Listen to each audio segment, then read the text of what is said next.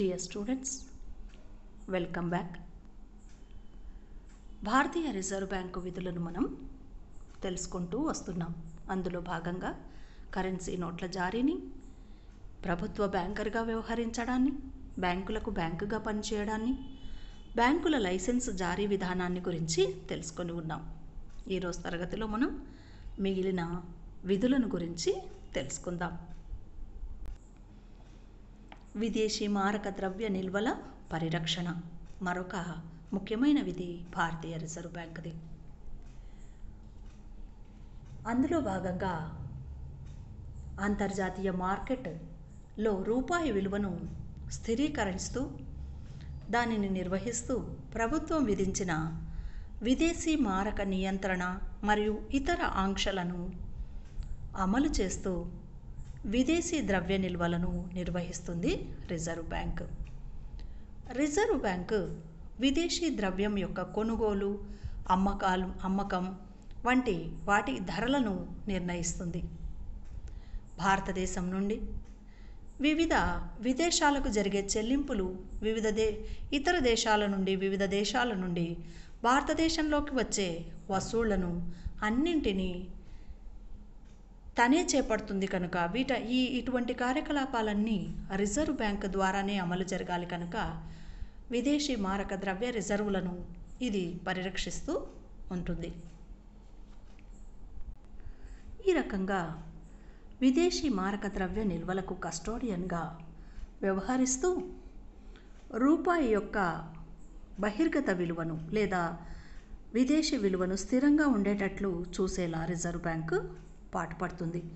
అందులో భాగంగా చాలా చర్యలను రిజర్వ్ బ్యాంకు చేపట్టడం కూడా జరిగింది. 1939లో విదేశీ మారక నియంత్రణ విభాగాన్ని ఏర్పాటు చేసింది. విదేశీ మారకంలో వ్యాపారం చేసే వారికి లైసెన్సులను మంజూరు చేస్తుంది. అదేవిధంగా చెల్లింపులను వర్గీకరించి వాటిని నిర్వహించే వారిపై ఆంక్షలను కూడా విధిస్తుంది. విదేశీ పెట్టుబడులపై ఆంక్షలను విధించడం, ఎగుమతి మరియు దిగుమతిదారులపై ఆంక్షలు విధించడం, నాన్ రెసిడెంట్లు భారతదేశంలో అకౌంట్లను నిర్వహిస్తూ ఉంటే వాటిని క్రమబద్ధీకరించడం, అంతేకాకుండా విదేశీ పర్యటనలను క్రమబద్ధీకరించడం వంటివి కొన్ని రిజర్వ్ బ్యాంకు చేపట్టే చర్యలు. ఇటువంటి చర్యలను చేపట్టడం ద్వారా విదేశీ మారక ద్రవ్యాన్ని వీలైనంత వరకు సంరక్షించేందుకు రిజర్వ్ బ్యాంకు చూస్తుంది. విదేశీ మారక ద్రవ్య నిర్వహణ మరియు నియంత్రణలో భాగంగా రిజర్వ్ బ్యాంకు కరెన్సీ యొక్క బాహ్య నిల్వలను సక్రమంగా నిర్వహించడం చేస్తుంది. ఇందుకు గాను భారతీయ రిజర్వ్ బ్యాంక్ చట్టం సెక్షన్ 40 ఈ రకమైన బాధ్యతను లేదా అధికారాన్ని రిజర్వ్ బ్యాంకుకి ఇవ్వడం జరిగింది. విదేశీ మారక ద్రవ్య నిల్వలకు కస్టోడియన్గానే కాకుండా ప్రభుత్వం తరపున ఎక్స్చేంజ్ ఒప్పందాలు, వ్యవహారాల నిర్వహణ, ఎక్స్చేంజ్ రేటు స్థిరీకరణ అంటే మారకపు రేటు స్థిరీకరణ వంటి విధులను కూడా ఇది నిర్వర్తిస్తుంది. అంటే విదేశీ మారక ద్రవ్య నిల్వలను పరిరక్షించడమే కాకుండా విదేశీ ద్రవ్య నియంత్రణను మరియు నిర్వహణను కూడా చేపడుతుంది. ఇందులో భాగంగా విదేశీ మారక ద్రవ్య నిల్వల పరిరక్షణ మరియు ద్రవ్య నియంత్రణ నిర్వహణలో భాగంగా కొన్ని ప్రధాన ధ్యేయాలను కూడా ఈ నియంత్రణకై ఎక్స్చేంజ్ నియంత్రణ లేదా ద్రవ్య నియంత్రణ లేదా మార్కపు నియంత్రణకై రిజర్వ్ బ్యాంకు పాటిస్తుంది. విదేశీ మారక ద్రవ్యం యొక్క డిమాండ్ సప్లైలను ఇది క్రమబద్ధీకరణ చేస్తుంది. అంటే ఒక దేశం తన అవసరాల కంటే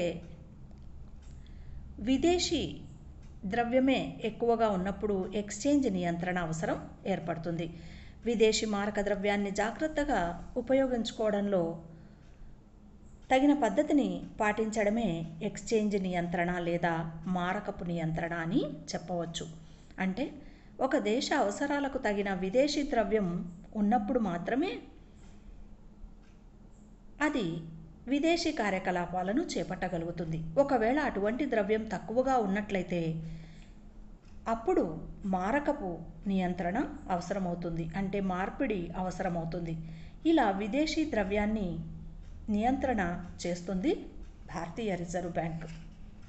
ఇందుకుగాను ఫారిన్ ఎక్స్చేంజ్ క్రమబద్ధీకరణ చట్టం, అంటే విదేశీ మారకపు క్రమబద్ధీకరణ చట్టం 1973 రిజర్వ్ బ్యాంకుకు ఈ అధికారాన్ని ఇవ్వడం జరిగింది. అంటే మారకపు నియంత్రణను చేపట్టే అధికారాన్ని 73 చట్టం రిజర్వ్ బ్యాంకుకు ఇచ్చింది. భారతదేశంలోని విదేశీ సంస్థల వర్తకము, పెట్టుబడి, పారిశ్రామిక కార్యకలాపాల నియంత్రణ, విదేశీయులు లేదా ప్రవాస భారతీయులు వారి కార్యకలాపాలు ఇక్కడ ఖాతాలున్నట్లయితే వాటిని క్రమబద్ధీకరించడం, అదేవిధంగా భారతీయులు విదేశాలలో స్థిరాస్తులు కొనాలనుకున్నా లేదా వర్తక, పారిశ్రామిక, పెట్టుబడులలో కార్యకలాపాలు చేపట్టాలన్నా ఇందుకుగాను రిజర్వ్ బ్యాంకు యొక్క మారకపు విధానాన్ని, నియంత్రణ విధానాన్ని, ప్రభుత్వ విధానాన్ని అనుసరించి చేపట్టాల్సి ఉంటుంది. మరి ఆ రకంగా వాటన్నింటిపైన రిజర్వ్ బ్యాంక్ ఆధిపత్యాన్ని కలిగి ఉంటుంది. రిజర్వ్ బ్యాంకు విదేశీ మారక ద్రవ్య నియంత్రణల వ్యవహారాలలో ప్రజలతో నేరుగా వ్యవహరించడం అంటూ జరగదు. ఇటువంటి ఎక్స్చేంజ్ వ్యవహారాలను చేపట్టడానికి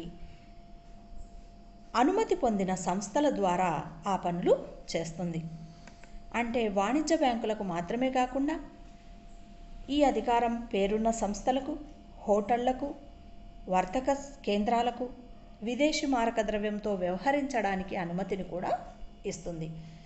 కనుక ఎగుమతులపైన, ప్రవాస భారతీయుల ఖాతాలపైన, వారి యొక్క పెట్టుబడులపైన, విదేశీయులు భారతదేశంలో పెట్టే పెట్టుబడులపైన ఈ రకంగా కూడా నియంత్రణను చేపట్టేందుకు ఆస్కారాన్ని ఉంచుకుంటుంది భారతీయ రిజర్వ్ బ్యాంక్. తదుపరి ముఖ్యమైన విధి పరపతి నియంత్రణ. ప్రస్తుత కాలంలో చూసినట్టయితే వాణిజ్య బ్యాంకులు పాటిస్తున్న పరపతి విధానం దేశంలో ఆర్థిక వ్యవస్థలో చాలా కీలక పాత్ర వహిస్తూ ఉన్నది. వాణిజ్య బ్యాంకుల పరపతి విధానాన్ని నియంత్రణ చేయడంలో భాగంగా పరపతిని సర్దుబాటు చేయడం, నియంత్రణ చేయడం అనేది రిజర్వ్ బ్యాంకు ఒక విధిగా చేపడుతుంది. దేశంలోని ద్రవ్య అవసరాలకు మించి పరపతిని సృష్టించినట్లయితే గనక వాణిజ్య బ్యాంకులు చేసిన ఈ పని వల్ల ద్రవ్యోల్బణ పరిస్థితి తలెత్తుతుంది.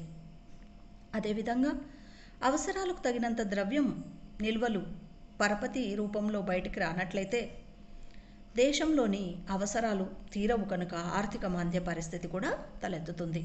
అంటే ఆర్థిక వ్యవస్థలో ద్రవ్యోల్బణం రావాలన్నా, ద్రవ్యోల్బణానికి కానీ ఆర్థిక మాంద్యానికి కానీ ఈ పరపతి ఒక ముఖ్య కారణంగా ఉంటూ వస్తున్నది. వాణిజ్య బ్యాంకులు జారీ చేసే ఈ పరపతిని నియంత్రణ చేయడం రిజర్వ్ బ్యాంక్ యొక్క ముఖ్యమైన విధి. దేశంలోని వాణిజ్య బ్యాంకుల పరపతిని నియంత్రించడంలో భాగంగా కొన్ని లక్ష్యాలను భారతీయ రిజర్వ్ బ్యాంకు కలిగి ఉంది.